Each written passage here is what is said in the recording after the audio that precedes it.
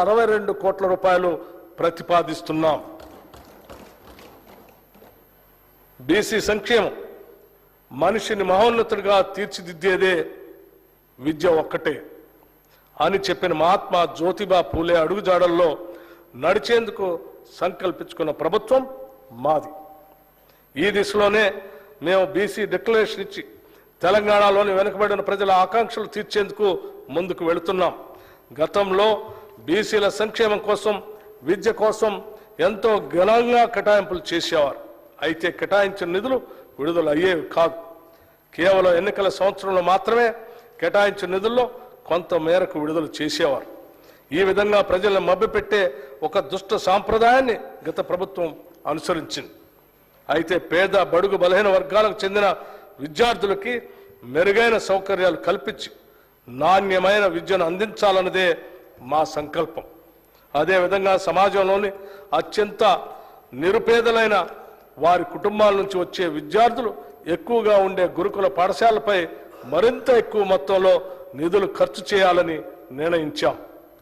కేంద్రం అమలు చేస్తున్న సావిత్రిబాయి పూలే అభ్యుదయ యోజన పథకం నుంచి కూడా అదనపు నిధులు సాధించి తెలంగాణలో పకడ్బందీగా అమలు చేస్తాం. బీసీ విద్యార్థులకి ఉపకార వేతనాలను క్రమం తప్పకుండా అందిస్తాం. అంతేకాదు, విదేశీ విద్యా పథకం కింద మరింత ఎక్కువ మంది విద్యార్థులకు చేయూత అందిస్తాం. ఈ చర్యల ద్వారా బలహీన వర్గాలకు చెందిన విద్యార్థులు మరే ఇతర విషయాల గురించి ఆలోచించకుండా విద్యాభ్యాసం చేసి జీవితంలో ఉన్నత శిఖరాలకు అందుకునే విధంగా వారికి సహాయపడతాం.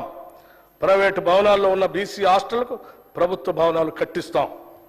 రాష్ట్రంలో ఉన్న వెనుకబడిన తరగతుల గురుకులాలకు సొంత భవనాల నిర్మాణానికి ఈ బడ్జెట్లో 1546 కోట్ల రూపాయలు ప్రతిపాదిస్తున్నాం. రాష్ట్రంలో ఇప్పటికీ సాంప్రదాయ వృత్తుల్లో చాలా కుటుంబాలు జీవనం సాగిస్తున్నాయి. వారికి నూతన సాంకేతికతలో శిక్షణ ఇచ్చి అవసరమైన పనిముట్లు అందజేస్తాం. వారు చేసిన ఉత్పత్తులకి మేలైన మార్కెటింగ్ సౌకర్యాలు కల్పిస్తూ వారి అభ్యున్నతికి సహకరిస్తాం. అదే సమయంలో వారి పిల్లలకు నాణ్యమైన విద్య అందించేందుకు సహాయం చేస్తాం. వారు ఐఐటి మరియు అంతర్జాతీయ విశ్వవిద్యాలయాల్లో సీట్లు సాధించేలా అవసరమైన శిక్షణ ఏర్పాటు చేస్తాం. భవిష్యత్తులో వారు విదేశీ ఉద్యోగ అవకాశాలు కూడా అందిపుచ్చుకునేటట్టు వారిని తయారు చేస్తాం. ఈ బడ్జెట్లో బీసీ సంక్షేమానికి 8,000 కోట్ల రూపాయలు ప్రతిపాదిస్తున్నాం. మహిళా శిశు సంక్షేమం సమాజంలో సగభాగం